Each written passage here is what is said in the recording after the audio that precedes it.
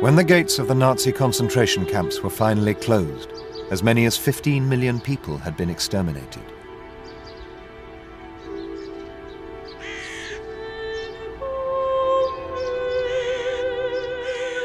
In the 60 years since the Second World War, Germany has come to terms with what took place in these camps.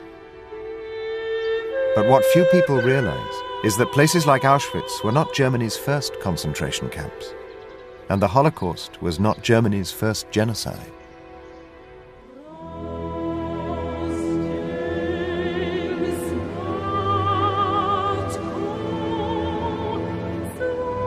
These are the victims of another genocide. But these people weren't Jews or Gypsies, and this genocide didn't take place in Europe. These are the remains of Africans. They were killed at the dawn of the 20th century in concentration camps run by the armies of the Kaiser's Second Reich, 30 years before Hitler even came to power. They lie here, forgotten, in the desert wastelands of what is today the modern African state of Namibia.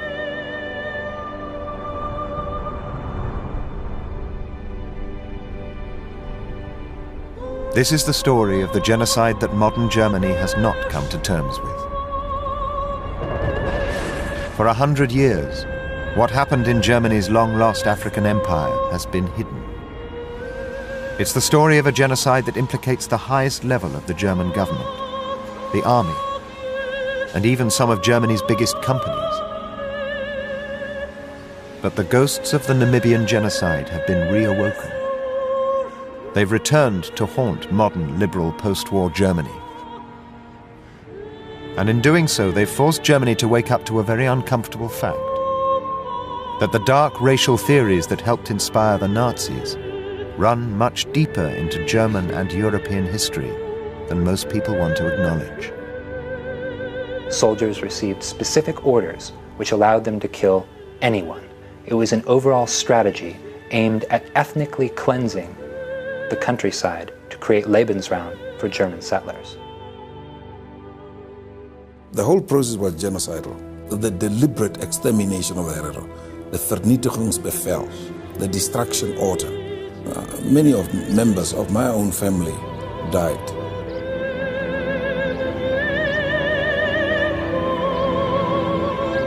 Today, the grandchildren of those who survived the Namibian genocide have begun to fight for compensation, and for Germany to acknowledge the first genocide of the 20th century, the genocide of the Second Reich.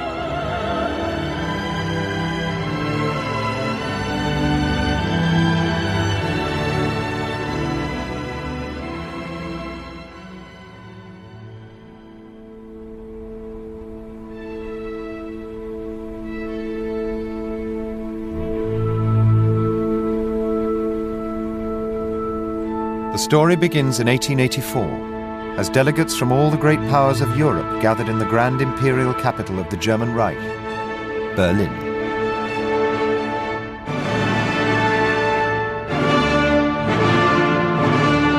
They met to carve up an entire continent.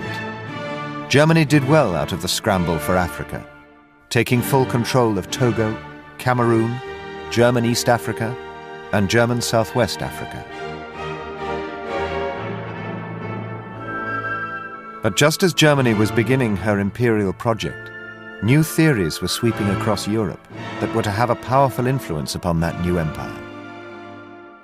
Some of the most influential were those of a now-forgotten geographer called Friedrich Ratzel. Friedrich Ratzel was a late 19th, early 20th century German geographer who taught at the University of Leipzig, and he is most famous today for having created Lebensraum theory, the idea that a people or nation must have space, and increasing space as they grow, in order to survive and prosper. In his book Anthropogeography, Ratzel argued that some of the living space, or Lebensraum, that Germany needed could be found in her new African colonies. And the ideas of men like Ratzel found a ready audience at the time, because behind the grandeur of the Second Reich, Germany's cities had a terrible secret. A population boom had left millions trapped in overcrowded slums and filthy tenements. Berlin itself had become a byword for urban poverty. The German poor had become the Volk ohne Raum, the people without space. And the poor were voting with their feet.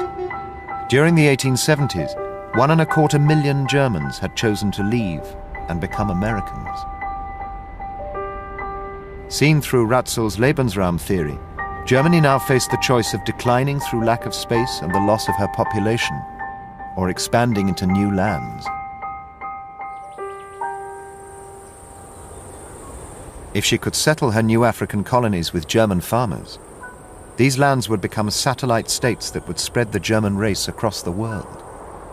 A greater Second Reich would emerge, stronger and healthier. But only one of Germany's African colonies seemed to offer any real potential for the settlement of farmers and their families. Namibia, or as it was called then, German Southwest Africa. Friedrich Ratzel and other supporters of imperialism promoted Southwest Africa as an ideal source of Lebensraum. It was mainly free of tropical disease, and although much of it was desert, there were huge tracts of land suitable for farming cattle.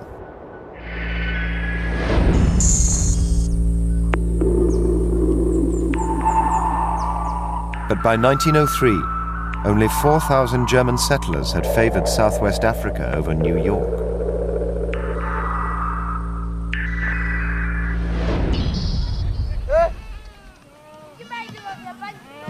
One reason for the slow pace of colonization was that the land was already the living space of the local African peoples.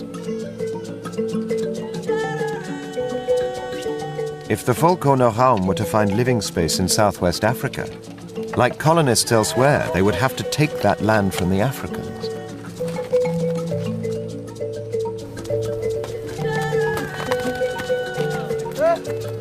The best land in the colony belonged to a formidable people called the Herero.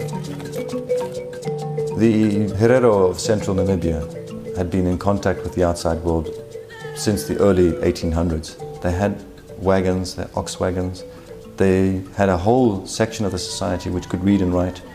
They were extremely well armed with the latest in firearms. These people were not people who were out of touch with what was going on in the rest of the world. They were extremely well connected. Under the governor, Theodor Leutwein, Germany followed a colonial policy of negotiations, treaties, and bargaining with the powerful leaders of the Herero and the colony's other tribes. But for many of the settlers who came to German Southwest Africa, the power and influence of the Africans was completely at odds with the racial theories they had brought with them from Europe, and they resented it. For the settlers that came here, it would have been an unbearable situation, because the reality of Namibia was that they didn't own the land nor the resources. So you have this very strange, almost paradoxical colonial situation where the colonizer comes in and has to rent land and buy cattle from the people he's supposed to be colonizing. The issue of who was to own the land created huge tensions between the German settlers and the Africans.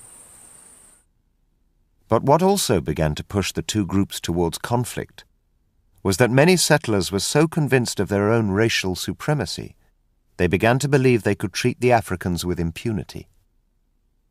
Normal Herero people were being made to work for Germans, and they had virtually no recourse to the law to protect themselves when they were abused.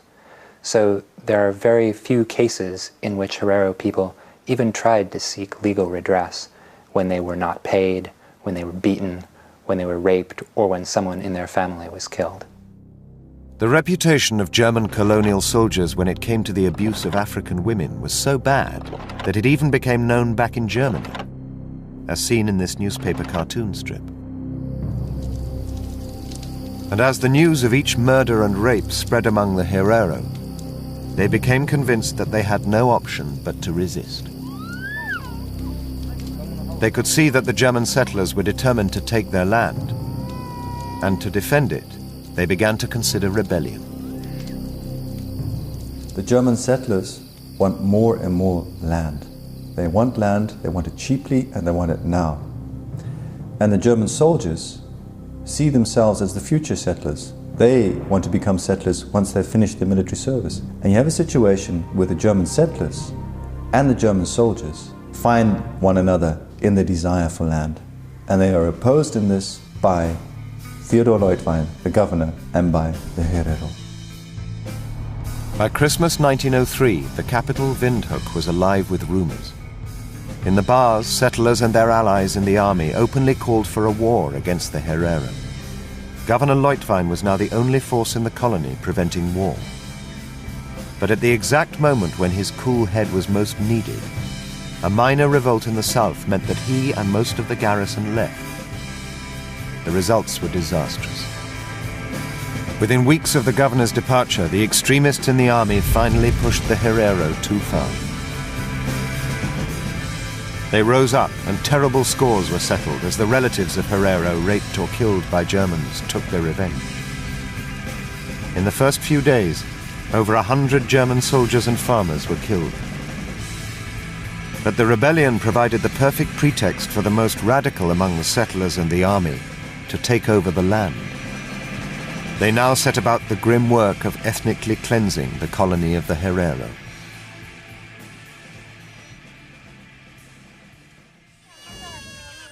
But there was a problem. Not all the Herero had rebelled.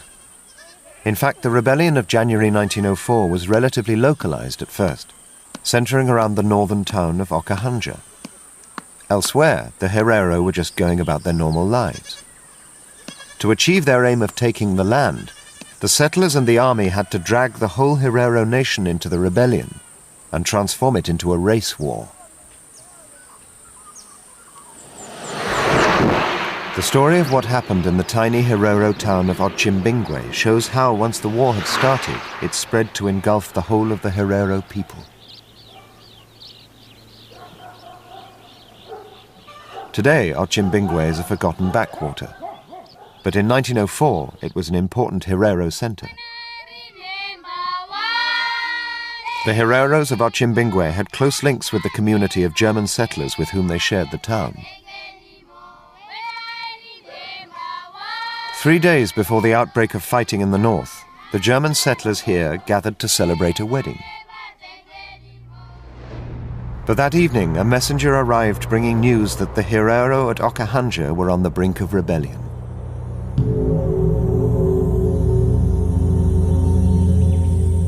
Rather than panic, the missionaries of Otjimbingwe instead met with the Herero chief Zacharias, who declared his peaceful intentions. He even wrote a letter to Governor Leutwein, declaring his loyalty to Germany. But the next evening, a group of German soldiers arrived in the town with food and ammunition. During the following days, the white population from the whole area began to abandon their farms and gather in Otjimbingwe. And with each new arrival came a new story of the death and destruction that was sweeping across the colony. As their fears increased, the white population began to fortify a complex of farm buildings belonging to the Halbich family. The Herero, meanwhile, held their normal Sunday service.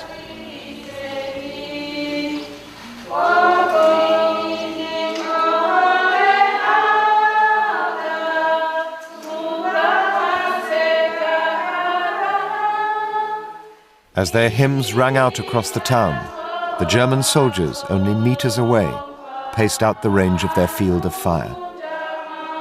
Barbed wire was strung around the building, and firing holes made in the walls of the Halbich station.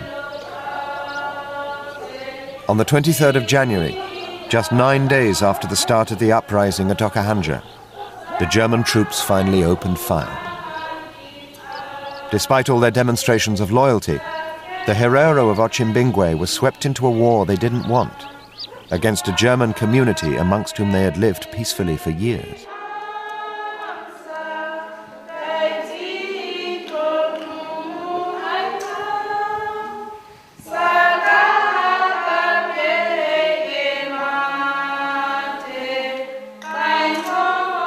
What was happening in Otjimbingwe was being repeated across the country.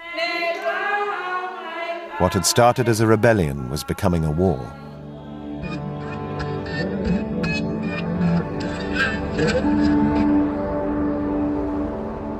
A month after the start of the conflict, Governor Leutwein finally returned to the capital. To end the fighting, he sent a message to the Herero chief Samuel Maharero to begin negotiations. But once the settlers learnt that Leutwein had started negotiations, this fact was immediately leaked to their supporters in Berlin. Back in Germany, right-wing politicians and the pro-imperialist organizations wanted to use the Herero uprising as a pretext to take over the colony completely. When the Herero uprising breaks out, news of it reaches Berlin on the 14th of January 1904. There is a huge pressure from the Pan-German League, from various other interest groups, attacking the governor, Leutwein, for his soft policy towards the inhabitants of Southwest Africa. And they are putting pressure as much as they can through articles, pamphlets, this kind of thing, propaganda, on public opinion and indirectly, therefore, on the government to take a tougher line. To the right-wing press, the Herero were not a people with whom Germany should negotiate, but savages who should be crushed.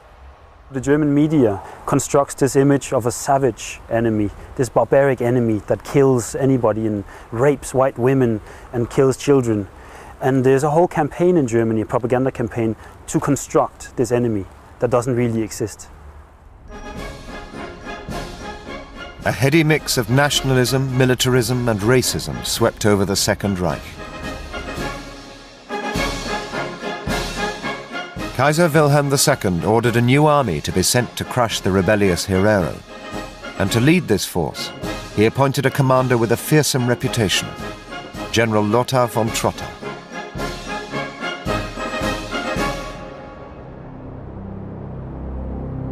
Six months after the start of the rebellion, von Trotter landed in southwest Africa.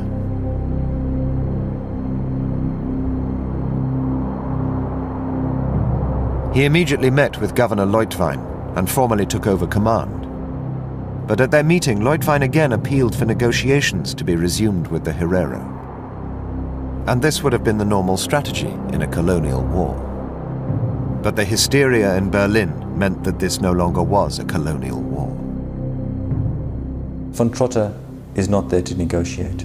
For von Trotter, negotiation is a sign of weakness. For von Trotter, negotiation would be a shame to German honor, to German militarism. There is only one solution, the destruction of the Herero. Unfortunately for the Herero, they did not see that the rules of the game, as it were, had changed. Yet the rebellion that von Trotter had come to crush was essentially over. After the initial outburst of violence, the Herero had changed their tactics. After twice fighting the German garrison to a stalemate, the Herero had started to avoid all contact with the Germans. The entire people had instead moved as far away from the German settlements as they could get. They gathered at the last big waterhole before the Kalahari Desert, the great plateau of Waterberg, Water Mountain. There they waited, hoping for negotiations, but they never came. I think the Hereros would have considered the war over by spring 1904, because the way wars were usually fought in Namibia was there was battles and then that was it. It was over, you settle it and you negotiate terms and that's the end of that. The Hereros had proved their point, don't take all our land, treat us as humans and we'll let that be that.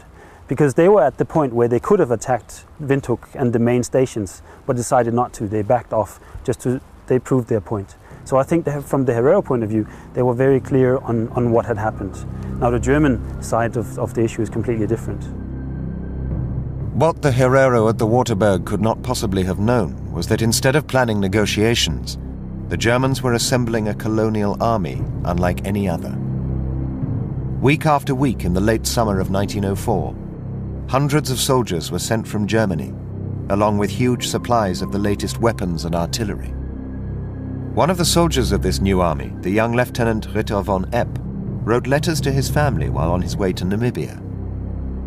They reveal the extent to which some in the army had come to see the war as a crusade for Lebensraum. This world is being redistributed. With time, we will inevitably need more space, and only by the sword will we be able to get it. This is a matter for our generation, and for our existence. Only when he was convinced that he had acquired overwhelming military might did General von Trotter order his army out of their bases and head for the Waterberg.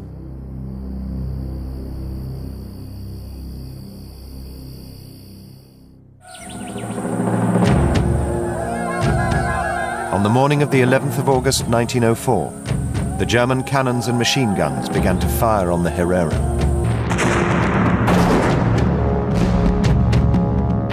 General von Trotter's battle plan was, as he said in his own words, to encircle and annihilate the Herero with a simultaneous blow. But these plans were not what they seemed. Von Trotter had left one side of the encirclement weaker, knowing that when they were defeated, the Herero would have to retreat through this gap in the German line. This would force them to escape eastwards. And to the east lay the desert that the Herero called the Omahake, but we know as the Kalahari. By the end of the battle, this was exactly what was happening.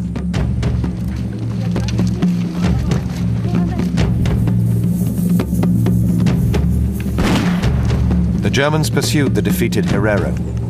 For week after week in the summer of 1904, they were pushed deeper and deeper into the Omahake Desert.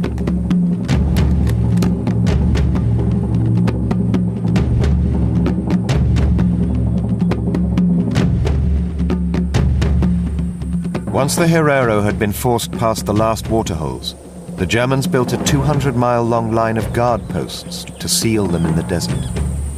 Now trapped, thousands began to die of thirst and starvation.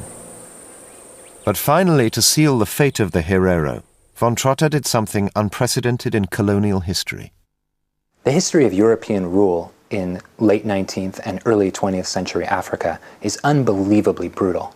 But what sets the genocide apart of the Herero in German Southwest Africa is General von Trotter's explicitly articulated Vernichtungsbefehl, the annihilation order, in which he committed to paper his plan to destroy the Herero people. On the 1st of October, 2 months after the Battle of Waterberg, von Trotter and a group of German soldiers reached the waterhole of Asombo Windimbe. The next morning, von Trotter read out a proclamation to his troops. I, the great general of the German soldiers, send this letter to the Herero people. Within the German borders, every Herero, with or without a gun, will be shot. I will no longer accept women and children. The important thing about Asombo Windimbe is the putting down into writing an official sanctioning of genocide. Why did this take place? I think that the situation had reached an extent where the German military believed that this was perfectly acceptable. They did not see that this was possibly controversial. The Herero people must leave the land. If they do not do this, I will force them with the cannon. These are my words to the Herero people. The great general of the mighty Kaiser.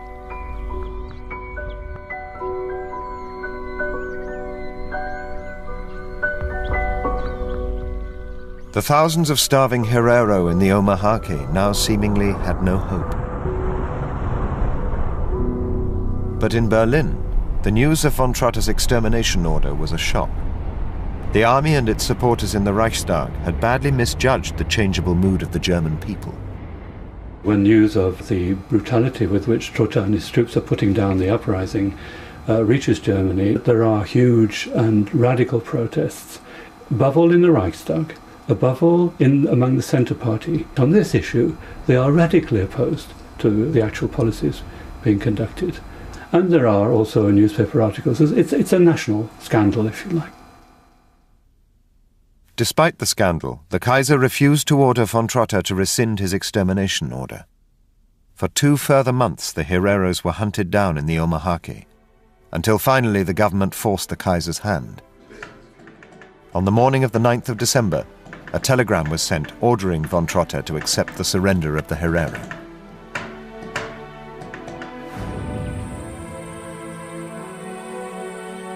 The German army now began patrols to collect what was left of the Herero people.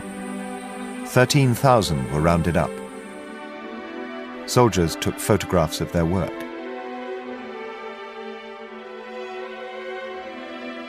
After 6 months being hunted by the German army, the Herero were terrified and untrusting. To persuade them to surrender, German soldiers and missionaries told the Herero that they'd been pardoned by the Kaiser and would now be allowed to return to their homelands. But this was a lie. What Germany now began was an extension of their policy of extermination, using more efficient 20th century methods.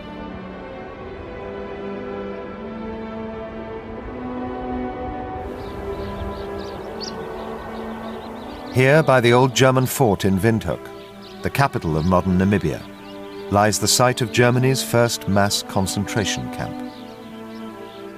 In this tiny space, over 4,000 people were beaten, worked, and starved to death by the army of the Second Reich. What happened here and in other camps across this country is something that few people in Germany and Namibia have been willing to confront. But this is where the Herero collected by the army were sent, and where the first genocide of the 20th century reached its terrible conclusion.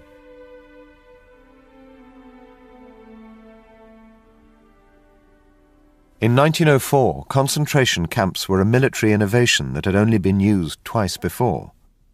But in Namibia, the concept was applied in a completely new way. Concentration camps in the British model in South Africa or the original Spanish model in Cuba were essentially designed to separate freedom fighters from the people who supported them. In German Southwest Africa, something very different was going on. There were no more free Herero people.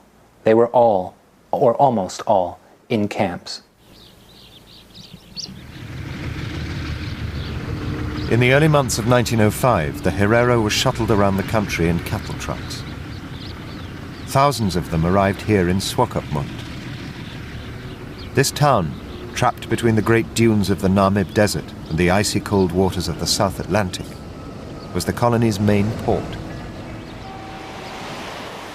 A concentration camp was built here because Swakopmund was a center of German industry and commerce, a place where the slave labor of the prisoners could be best put to use. No one today knows exactly where Swakopmund's 2 concentration camps were located. Yet what happened in those camps was meticulously recorded, documented, and photographed by the Germans themselves. 3,000 Herero were imprisoned in Swakopmund. The majority were women and children. They were made to unload the ships that landed in port and to work on new building projects. Beatings were common, but the conditions in the camps alone proved fatal for many Herero prisoners.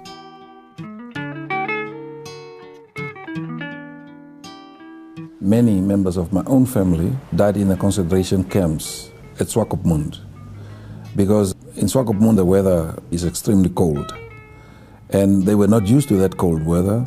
They were given only maybe 1 blanket or so. Many of them died. The food was limited, scarce. The whole system was run with bureaucratic efficiency. What happened is when the Herero were captured, they were assigned a number. And this number was noted down in a book. And these numbers could then be shifted around to whoever needed labor. And the German military was paid for this labor. The Germans had thousands of numbered metal tags made specially and shipped out to the colony.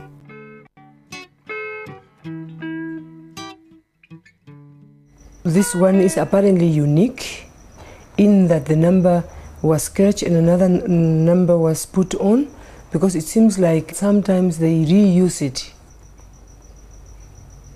Looking at this pass and thinking that my aunt has to wear this thing like a dog around her neck, even my grandmother for that matter, and every Herero person for that matter. I don't know, I don't think there are words to express the pain. I don't have words. It's painful. The concentration camps were vast reservoirs of slave labor. As the colony's economy began to boom, the army began to rent Herero slaves to private business at a cost of 10 marks a month. But incredibly, some companies were so big that they were permitted to run their own concentration camps. In Swakopmund and in other cities as well, you would have the camp of the German military, and then you would have camps which were run by a private enterprise. One of these camps was the Verman Company, which is one of the shipping companies. They had their own camp in which they kept people, in which they would use these people for labor. This shopping mall stands on what is believed to be the site of a concentration camp once owned and administered by the Verman shipping line.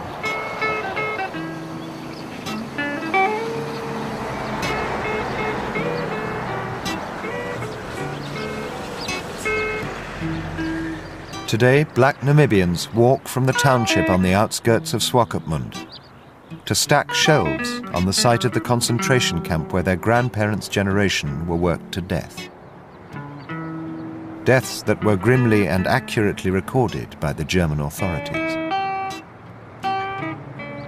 There are at least 14 volumes in the Windhoek archives of death registers, Totenregister.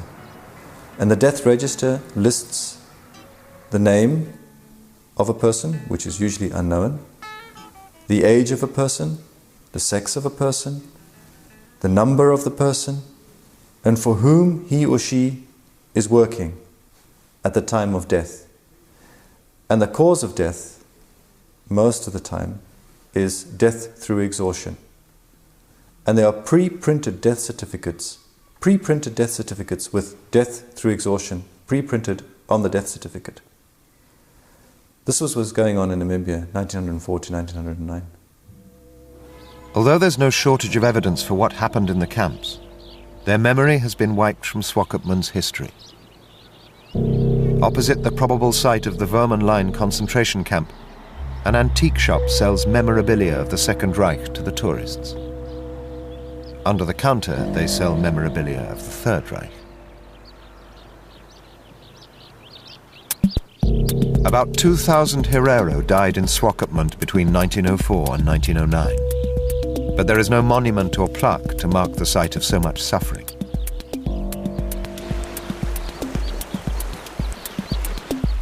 In fact, many in the town continue to deny the existence of the concentration camps. Each summer, the sun transforms Swakopmund into the jewel in modern Namibia's tourist industry. It's marketed as a little Germany under the African sun. The terrible past of this town is not allowed to intrude. But on the outskirts of Swakopmund, there is a bleak and graphic testimony to what happened here a century ago.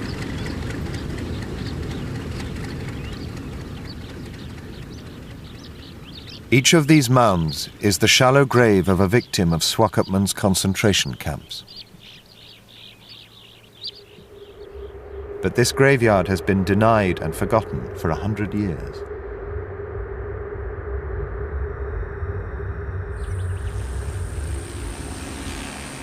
Today, this cemetery is the playground for tourists who ride dune buggies over the remains of the Herero dead. We know that there are mass graves along the Swakop River in Swakopmund. We know that there are mass graves in the shunting yards in Windhoek. And we know that in Luderitz the people were simply thrown into the sea. But there is no monument to the people who died in the wars between 1904 and 1909. There is no monument to the first genocides of the 20th century.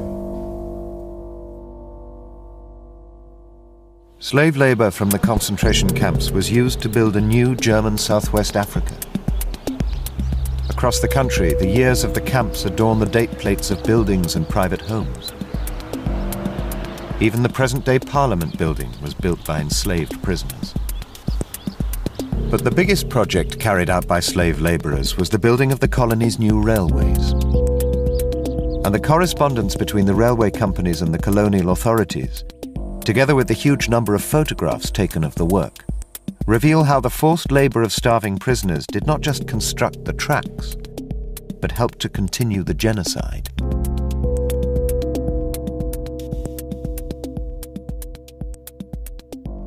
The best documented of the railway projects was the building of a new line in the south.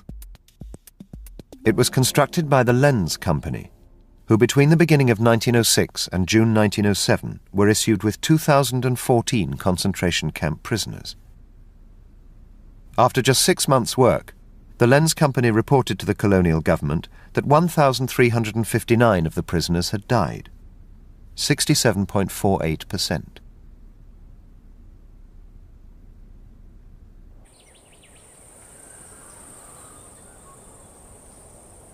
Men, women and small children from the year of 6 years, they were used as slave laborers all over the country with a terrible death toll. For instance, on the Lüderitz-Aus railway line, you can see every sleeper.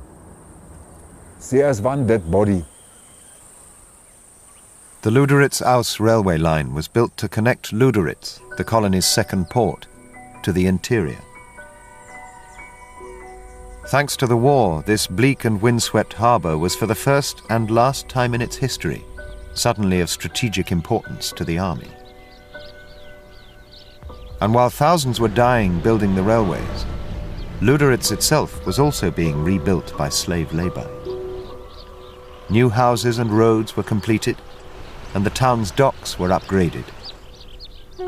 And in achieving this transformation, hundreds of prisoners from the town's concentration camp were worked to death. But there were 2 camps in Lüderitz, and the second was different. It had been built on an island out in the harbour, Shark Island. This camp was away from public view, and access to it strictly forbidden. And what was happening here was not about slave labour, but about extermination. If I were to have to use the language of the Nazi period, then I would certainly see Shark Island as a death camp. It was an island onto which people were placed. And though some people were taken off the island for labor, the express purpose was to essentially eliminate them from the Namibian landscape. It was essentially a camp in which anybody placed on that island, everybody knew they were going to die. Most of the victims of Shark Island were not Herero. After witnessing the genocide against the Herero, the southern Nama people had also risen against the Germans. They were too late to help save the Herero, but just in time to become the newest victims of the genocide. It was specifically said in the German newspapers here that the Namas have no merit in the world anymore. They have no reason for living. They are of no use to the world anymore. So I think that there was a very calculated attempt to eradicate the Nama on Shark Island. In September 1906, 1,732 Nama were sent to the camp after their surrender to the German army. Within 7 months, 1,032 were dead. Of the survivors, 90% were too ill to work. They huddled together against the icy winds of the South Atlantic. Until very recently, there were thought to be only a handful of surviving photographs of the Shark Island camp. That was until the photograph album of the German Lieutenant von Düring came to light. Towards the end of 1905, von Düring began his journey home after fighting in the war against the Herero. Like many officers, Düring took photographs of his part in the great colonial adventure to impress people back home. Most of his photographs are simple snapshots of his friends in the colony. But the ship that was to carry von Düring back to Germany left from Lüderitz Bay, and when he reached the town, He used his rank to gain access to the death camp on Shark Island, where he continued to take photographs.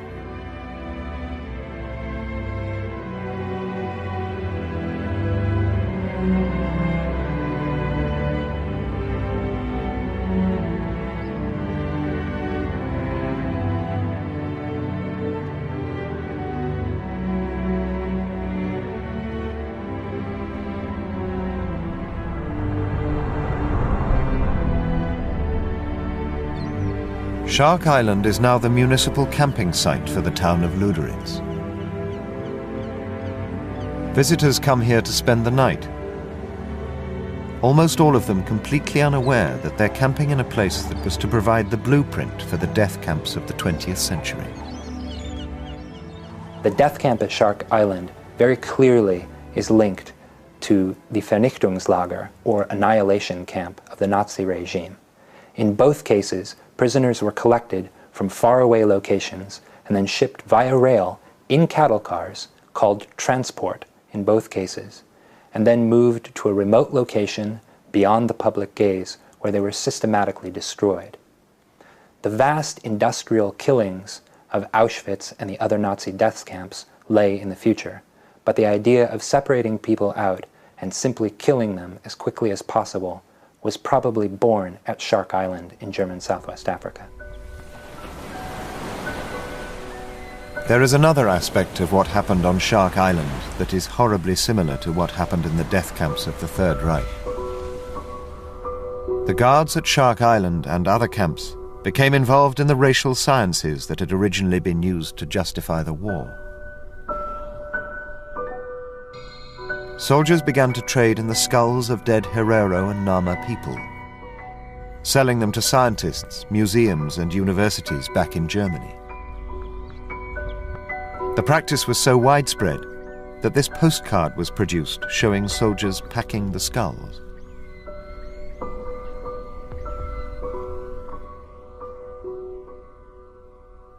But these horrific pictures are of the severed heads of Nama prisoners, probably from Shark Island.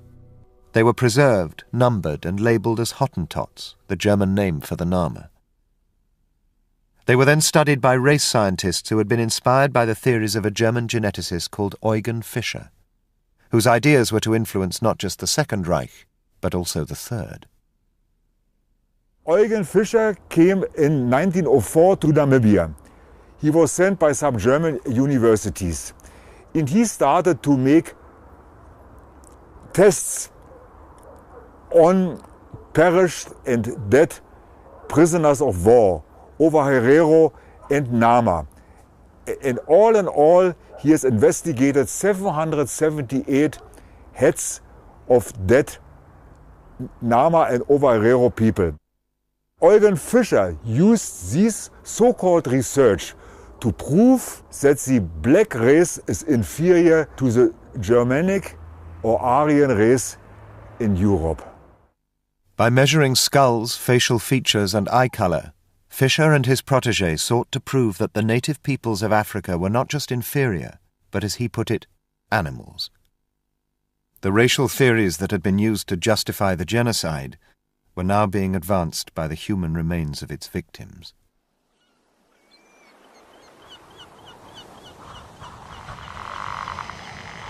By 1908, the concentration camps were finally shut down.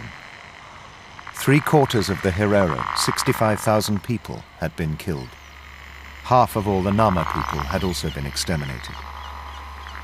Across the country, hundreds of villages stood empty, and German Southwest Africa finally belonged to the Germans.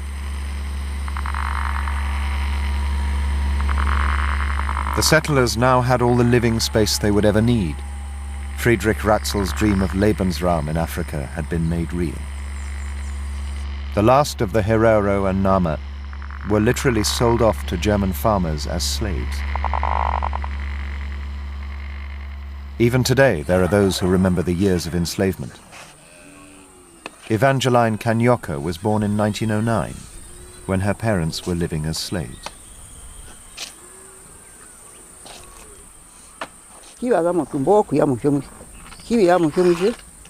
kuchomuwe kulandira po balandira ngo kutumbongo hida kicho okuye kulandwa birumbu binga birando andu nene bitumbu choliwe chalando andu oliwe choliwe choliwe andu otate okulandwa ya mushirongo kinyama uwa utwange berandira ale mundu icho ali kalama.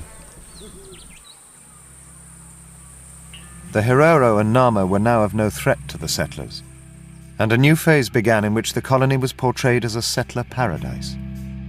And the genocide that had made all this possible was slowly forgotten. Throughout the country, the sites of concentration camps in the desert and on the coast were also forgotten. The slaughter of Waterberg faded from memory, and the suffering of the slave laborers was brushed under the carpet. A new history of the colony was fabricated, in which the events of 1904-1909 were transformed from a genocide into a glorious imperial war. But the racial theories that had allowed Germany to kill thousands of Herero and Nama lived on.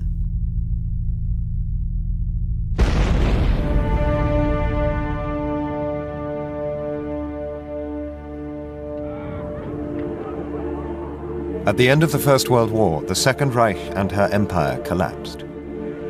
Defeat pushed Germany into chaos. Millions were starving on the streets of her great cities. To save the country from a communist revolution, an extreme right-wing movement emerged from within the ranks of the German army. They were called the Freikorps, or Free Army. Among them were many former colonial troops who had taken part in the genocide in Southwest Africa, the most prominent of whom was General Franz Ritter von Epp. And it was from within Epp's Freikorps regiment in Munich that a new political party was formed. Franz Ritter von Epp may be considered a kind of godfather in the early Nazi party. Serving as general in charge of Munich, he employed what looks like a who's who list of later Nazi leaders, including Walter Schütze, Rudolf Hess, and others. His right-hand man, the founder of the German stormtroopers, the Brown Shirts, was Ernst Röhm, and through Röhm he was introduced to a little lance corporal named Adolf Hitler, who he employed to finger suspected communists within his organization. And as Hitler said, it was under him that I first learned to speak. Von Epp did everything he could to assist his protégé, even embezzling 60,000 marks to allow Hitler to buy the Völkischer Beobachter, the Munich newspaper that became the official paper of the Nazi Party. But men like von Epp also introduced Hitler to some of the theories that had helped inspire the genocide in Namibia.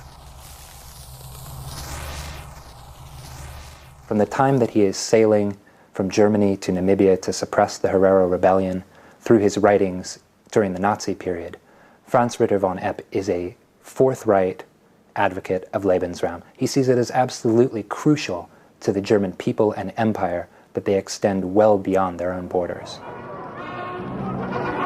The Nazis built their electoral program upon the foundations of theories like Lebensraum, and by 1931 those ideas had helped them become a major political force. That year they filmed their party rally in the town of Nuremberg.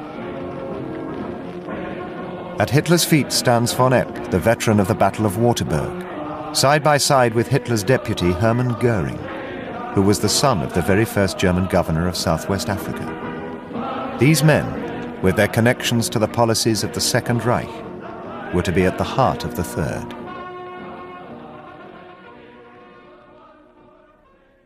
Just 2 years later, that Third Reich was born. Once in power, the Nazis began to apply their racial theories. But those theories had been built back in the early days of the party, with the help of books written by a man whose ideas were born in Southwest Africa, Eugen Fischer. And these books were read by Adolf Hitler. And even on 11 pages of Hitler's book, My Struggle, Mein Kampf, you can find a direct reference to Eugen Fischer's works. And when Hitler came to power in 1933, Eugen Fischer got many German honors. Under the Nazis, Fischer became one of the most powerful men in the world of German racial science. Much of his work was done through the Kaiser Wilhelm Institute in the suburbs of Berlin. Scientists here carried out hundreds of experiments and investigations to find justification for Nazi racial theory. And it was here that Fischer's ideas from Southwest Africa were remolded and advanced for use by the Nazis.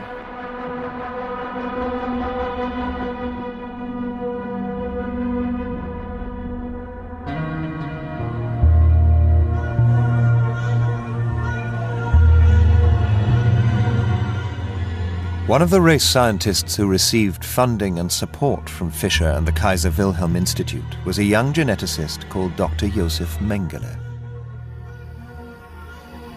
At Auschwitz, experiments, theories, and methods influenced by those Fischer had developed in Southwest Africa were now applied by Mengele to the victims of a new genocide and a new system of concentration camps.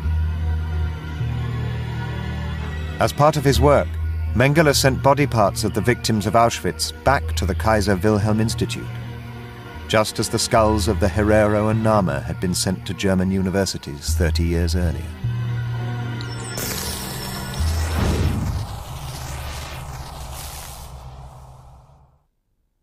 At the end of the war, Ritter von Epp and Hermann Göring were once again side by side, this time as prisoners of war. They and the rest of the surviving Nazi leadership were put on trial. But the trial that took place in this courtroom in Nuremberg made little attempt to explore the links between the crimes of the Second Reich and those of the Nazis.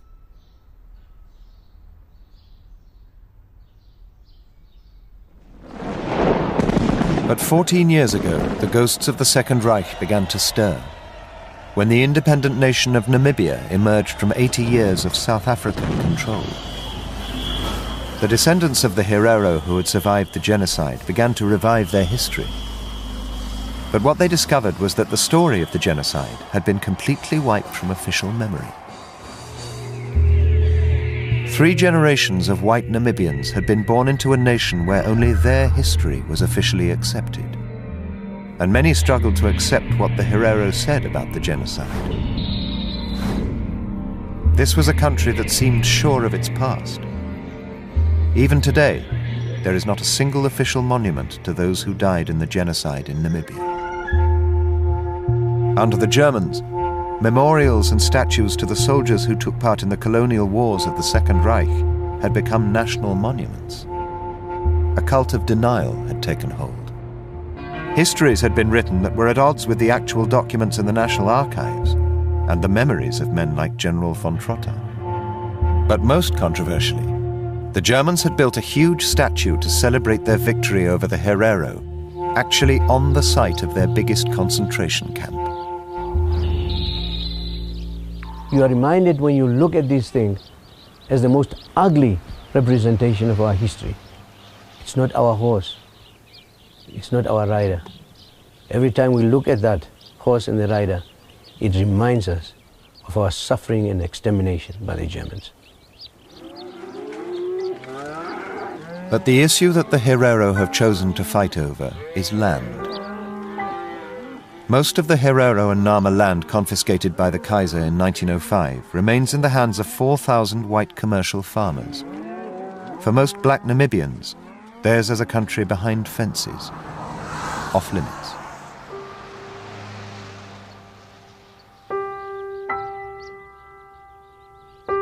The Herero who'd survived the war and the concentration camps were resettled in tribal reserves. The land my family owned belongs now to a German farmer. It's no longer ours. Our people subsequently were pushed into the barren areas of the Kalahari, in the semi-desert area. That's why they farmed, and that's where I grew up. That part is painful. Until it is redressed, it will continue to be painful. For 4 years, Herero leaders have been embroiled in a legal case against the German government for $2 billion in reparations to buy back their former land.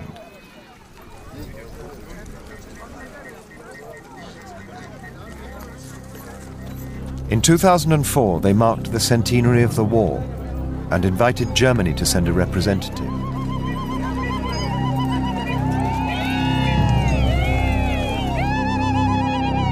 The Herero wanted Germany to admit responsibility and use the word genocide.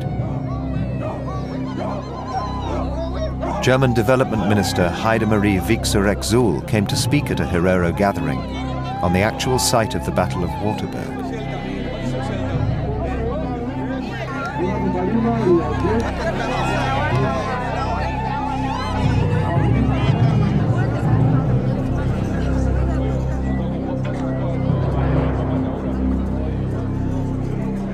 Today, I want to acknowledge the violence inflicted by the German colonist powers on your ancestors, particularly the Herero and the Nama. The atrocities, the murders, the crimes committed at that time are today termed genocide. And nowadays, General von Trotta would be prosecuted and convicted, and rightly so. And so, in the words of the Lord's Prayer that we share, I ask you to forgive us our trespasses and our guilt.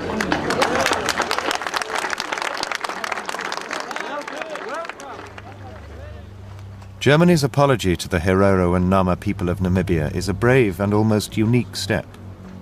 But it's also highly controversial. They have now used the word genocide to describe the actions of General von Trotta. But Trotta left the country in 1905, and it was his successors who ran the concentration camps for 3 years. Germany does not accept that what happened in those camps was genocide. This apology will not appease the Herero, solve the land issue, or end the reparations case. Right now, we are not demanding a piece of Germany. We are demanding a piece of Namibia. It is our birthright. It is our right to demand it and to want it. We cannot bygones be bygones. While we are living like foreigners in our own country, and while we know that the Germans that caused 2 world wars, they are still having their land intact. Unless these issues are addressed and some form of redress is found, our children will continue to demand it for another 1,000 years. 60 years ago, Germany began a process of acceptance and apology for the Holocaust and the Second World War. But many in Germany also claimed that the terrible crimes committed in those years were purely a product of Nazism, an aberration in German history. As the Herero continue to fight for compensation, they are confronting Germany with a history that is completely at odds with that claim. 30 years before Hitler, in a long-forgotten African empire, Germany killed thousands in the concentration camps of the Kaiser's army. This fact is tearing into the heart of the central myth upon which post-war Germany was built. And the ghosts of the Second Reich, now awoken, will not go away.